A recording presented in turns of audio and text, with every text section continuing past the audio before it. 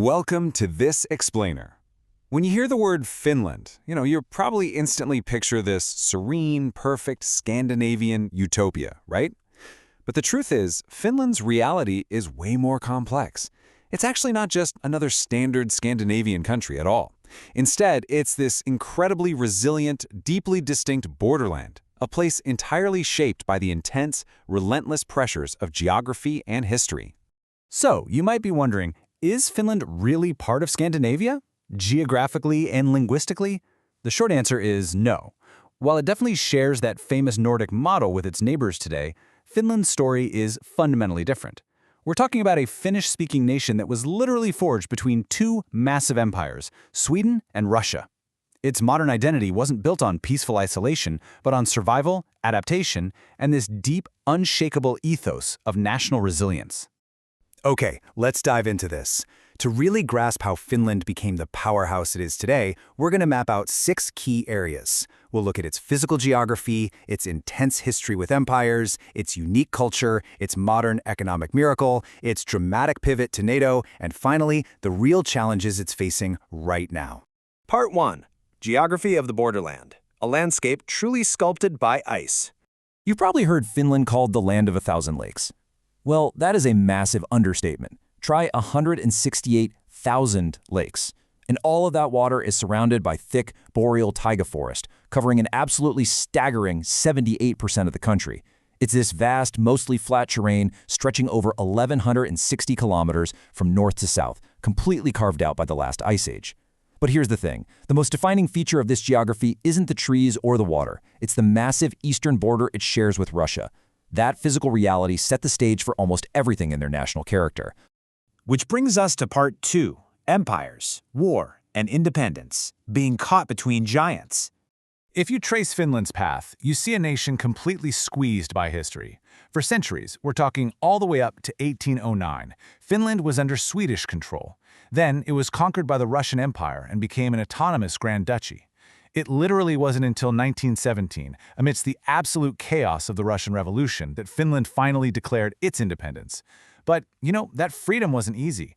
It was immediately followed by a painful civil war and then a massive existential threat from the east. And that brings us to the true crucible of the modern Finnish state, the Winter War of 1939. The Soviet Red Army launched a massive invasion, totally expecting a quick victory. But the Finns, outgunned and completely outnumbered, they fought back fiercely. They used the freezing winter and those dense forests to their absolute advantage. Now, they did ultimately have to cede about 9% of their territory, but the crucial takeaway here is that they survived. They survived as an independent democracy. That unbelievable defense cemented a national ethos of absolute survival, a mindset that completely defines their psychological and defensive posture to this very day.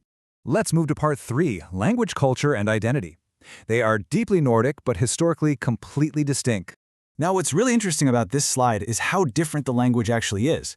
Most people just assume Finns speak something similar to Swedish or Norwegian, but traditional Scandinavian languages have North Germanic roots. Finnish is totally different. It belongs to the Finno-Ugric family, sharing ancient roots with Estonian and the indigenous Sami people, dating way back to 1900 BC. This massive linguistic gap basically acted like a cultural moat. It kept the Finnish identity distinct, even through all those centuries of foreign rule. And you literally cannot talk about Finnish culture without talking about the sauna. It is the ultimate cultural touchstone. The word itself is of Proto-Finnish origin, dating back 7,000 years. It's so important that it's on UNESCO's Cultural Heritage List.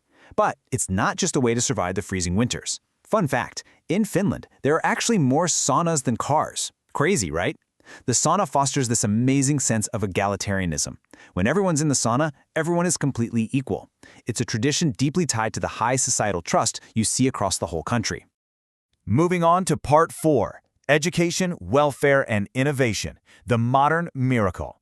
Think about this. Back in 1917, Finland was a pretty poor agrarian society. But today, it's the absolute poster child for the Nordic model, what some people playfully call cuddly capitalism. They've built this incredibly robust universalist welfare state. We're talking free healthcare, those famous maternity packages for new parents, and completely free education all the way through university. And they've always prized democratic equality. In fact, in 1906, they were the very first country in Europe to grant universal suffrage. And the economic payoff for all those social investments? It's been absolutely massive.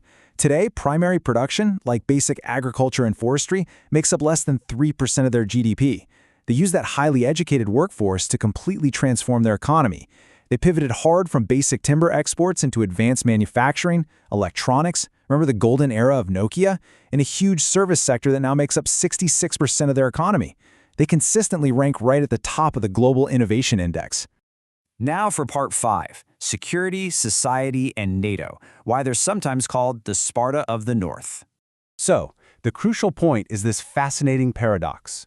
On paper, Finland is incredibly peaceful, ranked 13th globally in 2024. But behind that peace, they maintain one of the strongest militaries in Europe. They have one of the highest defense expenditures per capita in the EU, a massive artillery arsenal, and exceptionally high willingness among citizens to defend their homeland.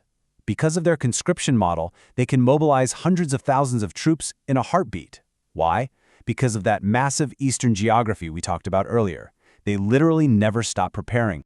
Let's move to and see how this builds into their modern geopolitical reality. For decades, Finland's whole strategy was strict military neutrality. But in February 2022, when Russia invaded Ukraine, everything changed. The Finnish public watched their neighborhood shift, and almost overnight, public opinion completely flipped to a supermajority in favor of alignment. In this historic, abrupt pivot, on April 4, 2023, Finland officially became a NATO member, fully integrating that formidable military with the Western alliance. Finally, Part 6, Challenges of the Modern Border. Looking ahead. Because look, despite this miraculous rise, Finland does face some really profound hurdles today. Internally, they're dealing with a severe demographic squeeze. Their population is aging rapidly, the median age is over 44, and their fertility rate has plummeted to just 1.26. That's well below replacement level. Combine that with the lowest population density in the EU, and you've got a shrinking workforce trying to sustain a massive welfare state. And externally, they are navigating a highly tense, restricted border with an active threat environment right on their doorstep. But Finland is no stranger to pressure. As we've seen, it's a country defined by the border. That boundary isn't just a line on a map, it represents a relentless historical pressure. And those geographic and historical pressures, they didn't break the nation. Actually, scratch that. They forged it. They pushed Finns to value education, to innovate, to build high societal trust, and to develop an incredibly resilient society. Which leaves us with a final thought for today's explainer. As the tectonic plates of global security shift once again, how will this incredibly resilient, highly educated, and heavily armed Nordic borderland adapt to a newly divided Europe? Well, if their history is any guide, they'll be ready for whatever comes next. Thank you so much for exploring this with me today, and as always, keep learning.